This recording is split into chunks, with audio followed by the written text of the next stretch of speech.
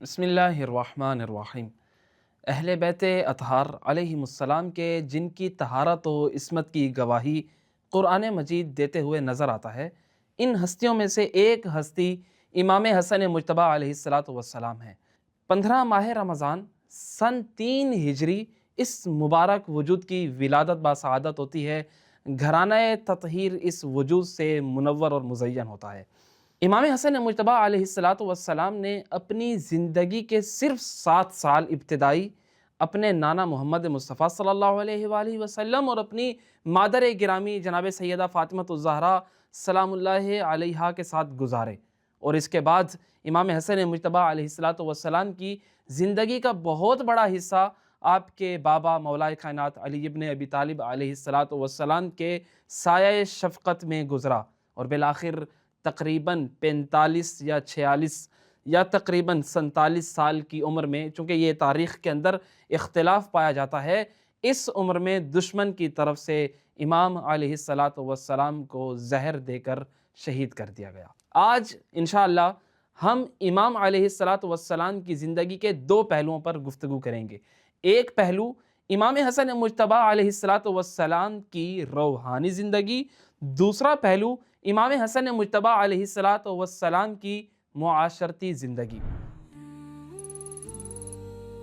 امام حسن مجتبیٰ علیہ السلام کی روحانی زندگی کا اندازہ اس بات سے لگایا جا سکتا ہے کہ آپ ایسی 2 عظیم عبادت گزار ہستیوں کے نور نظر ہیں، فرزند ہیں کہ جنہیں دنیا امیر کائنات علی ابن ابی طالب اور شہزادی کونین سیدۃ نساء العالمین فاطمہ الزہرا سلام اللہ علیہا کے نام سے پہچانتی ہے۔ کون مولا کائنات؟ لقد کان امیر المؤمنین یصلی فی کل یوم ولیلۃ 1000 رکعہ۔ امیر کائنات دن و رات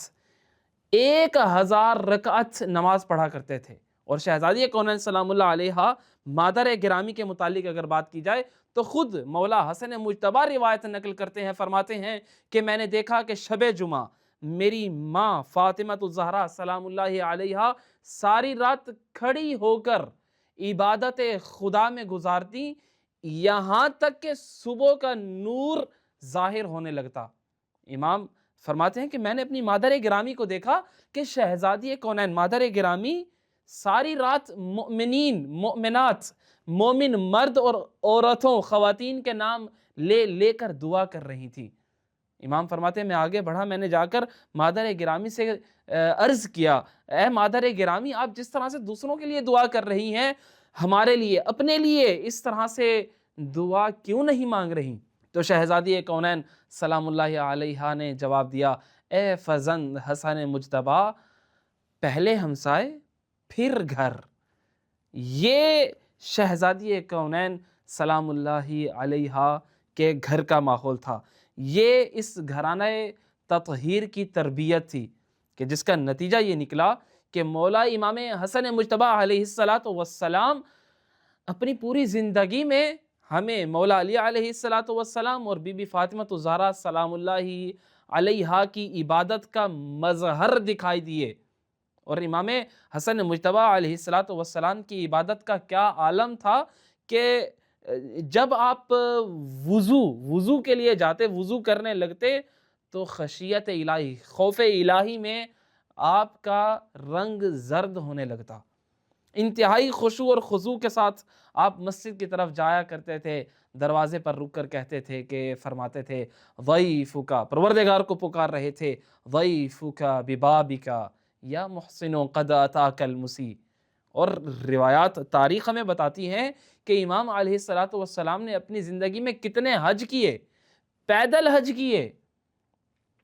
اور صرف پیدل کی حد تک ہمیں تاریخ میں نہیں ملتا، یہ بھی ملتا ہے کہ آپ نے ننگے پاؤں بغیر جوتوں کے اللہ کی طرف، خانہ کعبہ کی طرف یہ سفر اپنا مکمل کیا، مدینہ سے مکہ کی طرف۔ اور امام علیہ السلام فرمایا کرتے تھے انی لا استحی من ربی ان القاہ ولم امشی الی بیتہ، یا اس طرح سے ہمیں عربی عبارت کے اور کلمات بھی مل جاتے ہیں کہ جس کا مطلب یہ ہے کہ امام علیہ السلام فرماتے ہیں مجھے شرم آتی ہے کہ میں اپنے رب کی طرف، خانہ خدا کی طرف حج کے لیے تو ارادہ کروں، میں جاؤں تو صحیح لیکن میں چل کر نہ جاؤں، چل کر نہ جانے سے مجھ حسن مجتبیٰ کو شرم آتی ہے۔ اور امام علیہ السلام کی زندگی میں گریہ تو مشہور تھا۔ امام علیہ السلام خوف خدا، خشیت الہی میں انتہائی گریہ کیا کرتے تھے، قبر کو یاد کر کے، آخرت کو یاد کر کے، خدا کے حضور جو حاضر انسان کیا جائے گا اس وقت کو یاد کر کے امام علیہ السلام انتہائی گریہ کیا کرتے تھے۔ اور ہمیں تاریخ کے اندر یہ جملے دیکھنے کو ملتے ہیں کہ مولا کا بدن کانپ جاتا تھا، لرز جاتا تھا۔ اور کسی نے سوال کیا، مولا آپ تو جنت کے نوجوانوں کے سردار ہیں، جیسا کہ حدیث نبوی میں بھی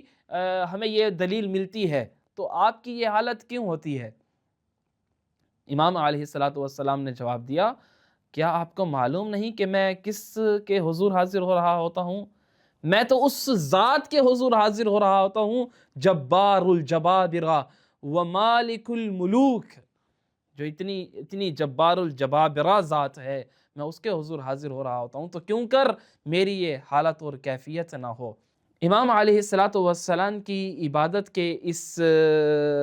عظمت کو، اس روحانی ذات کو ہم چھٹے امام علیہ السلام کی اس روایت کے ذریعے سے بیان کرتے ہیں کہ چھٹے امام علیہ السلام فرماتے ہیں ہمارے جد حسن مجتبیٰ، امام حسن مجتبیٰ علیہ السلام اپنے زمانے کے تمام لوگوں سے سب سے زیادہ عبادت گزار تھے۔ دوسرا پہلو، امام حسن مجتبیٰ علیہ السلام کی معاشرتی زندگی۔ امام حسن مجتبیٰ علیہ السلام کی اس معاشرتی زندگی کے پہلو کو مد نظر رکھتے ہوئے آپ کے بہت سارے القابات ہمارے پاس پائے جاتے ہیں، جیسا کہ ہمارے پاس ایک مشہور لقب ہے حلیم اہل بیت علیہم السلام، صاحب حلم۔ کیا مطلب؟ یعنی بردبار، تحمل کا مظاہرہ کرنے والا، برداشت کرنے والا، بلند صبر کا حامل، اسے کہا جاتا ہے صاحب حلم۔ اور امام علیہ السلام کی اس صفت کو بیان کرتے ہوئے مورخین نے بہت سارے واقعات نقل فرمائے، اور ان میں سے ایک مشہور واقعہ، ایک مرتبہ ایک شامی نے امام حسن مجتبیٰ علیہ السلام کو دیکھا تو مولا کے سامنے نازیبہ کلمات استعمال کرنے لگا، مولا کے والد گرامی یعنی مولا کائنات علی ابن ابی طالب علیہ السلام کے حق میں جسارت کرنے لگا، طعن و تشنیع کرنے لگا، لیکن امام علیہ السلام نے کوئی جواب نہیں دیا۔ جب یہ اپنی گفتگو پوری کر چکا، جو اس نے کہنا تھا کہہ چکا، جیسا کہ شامی تھا، جیسا کہ اس کی تربیت کی گئی تھی، اس کے مطابق یہ جو کہہ سکتا تھا اس نے جب کہہ لیا، تو امام علیہ السلام پھر اس کے بعد اس کی طرف متوجہ ہوئے، مسکرائے اور اس کو سلام کرتے ہوئے کہا، فرمایا کہ اے شامی اظنک غریبا، کہ اے بزرگ میرا خیال ہے کہ آپ یہاں پر اجنبی ہو، گویا کہ مسافر ہو، اگر آپ کا کوئی سوال ہے تو ہم آپ کو عطا کریں گے، اگر آپ کی کوئی حاجت ہے تو ہم آپ کی حاجت پوری کریں گے، اگر آپ کو کھانا چاہیے تو ہم آپ کو پیٹ بھر کر کھانا کھلائیں گے، اگر آپ کے پاس لباس نہیں ہے تو ہم آپ کو لباس عطا کریں گے۔ یعنی گویا کہ آپ کی جو حاجت، جو مشکل ہے، ہم آپ کی اس مشکل کو حل کریں گے۔ پھر امام علیہ السلام نے اسے دعوت دی، فرمایا کہ اگر آپ اپنا سارا سامان سفر اکٹھا کر کے ہمارے ہاں آ جاؤ، ہمارے ہاں تشریف لے آؤ، ہمارے پاس مال اور متاع کی کمی نہیں ہے، ہمارے ہاں جگہ وسیع ہے، اگر آپ اپنا سارا سامان لے کر ہمارے ہاں آ جاؤ اور اپنے وطن واپس جانے تک ہمارے پاس رکے رہو، ہمارے پاس مہمان بن کر رہو، تو یہ تمہارے لیے بہتر ہوگا۔ یعنی جب امام حسن مجتبیٰ علیہ السلام کا یہ اخلاق، یہ سیرت شامی نے دیکھی تو ہمیں تاریخ میں ملتا ہے فوراً امام علیہ السلام پر ایمان لے آیا اور کہنے لگا، اشہد انک خلیفۃ اللہ فی ارضی واللہ اعلم حیث یجعل رسالتہ۔ ایمان کی فوراً گواہی دیتے ہوئے کہنے لگا، مولا میں آج سے پہلے آپ اور آپ کے بابا مولا کائنات علی ابن ابی طالب سے سب سے زیادہ بغض اور نفرت رکھتا تھا، لیکن آج کے بعد روئے زمین پر اگر کوئی سب سے زیادہ مجھے پسند اور محبوب ہے وہ آپ ہیں اور آپ کے بابا علی ابن ابی طالب ہیں۔ یہ مولا امام حسن مجتبی علیہ السلام کا اخلاق تھا، سیرت تھا کہ آنے والا شامی جو عاصی بن کر گنہگار بن کر آیا تھا وہ آج مؤمن بن کے جا رہا ہے۔ اب یہاں پر ہمارے سامنے دیکھیں لوگوں کے ساتھ زندگی گزارنے کے دو طریقے ہیں۔ پہلا طریقہ جذبات پر مشتمل، یعنی مجھے کسی نے کچھ کہا میں فوراً سے اپنے جذبات کو حرکت دے کر اسے جواب دوں، مجھے جیسے ہی اس نے کچھ کہا میں فوراً اس کا رد عمل ظاہر کر دوں، مطلب لائف ایسی ہو کہ بھائی اس نے جو کچھ کہا ہے میں بھی ویسے ہی کہوں گا، کوئی کسر نہیں چھوڑوں گا، کوئی کمی نہیں چھوڑوں گا۔ دیکھیں یہ جذباتی طریقہ ہے، یہ نقصان دہ طریقہ ہے، اہل بیت علیہم السلام کی تعلیمات میں ہرگز ایسی چیز نہیں پائی جاتی۔ دوسرا طریقہ کہ ہم لوگوں کے ساتھ جو زندگی گزاریں تو حکمت اور عقل کے مطابق گزاریں، یعنی ہمارے سامنے اگر کوئی بندہ بات کر رہا ہے تو ہم تھوڑی سی دیر کے لیے سوچیں، سوچ کر پھر اسے جواب دیں، پھر رد عمل دیں، یعنی ہماری نگاہ صرف موجودہ حالات پر، موجودہ لمحات پر نہ ہو بلکہ ہماری نگاہ دور تک کے آثار کو دیکھ رہی ہو کہ میری اس بات کا کیا نتیجہ نکلنے والا ہے، کیا آثار مترتب ہونے والے ہیں، اس کے بعد میں کوئی جواب دوں، اس کے بعد میں کوئی رد عمل ظاہر کروں۔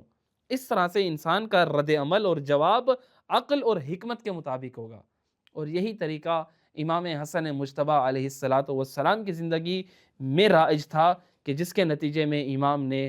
کس طرح سے کتنے لوگوں کو مؤمن بنایا۔ بس ہم اللہ تعالیٰ سے بھی یہی دعا کرتے ہیں کہ اللہ تعالیٰ ہمیں تعلیمات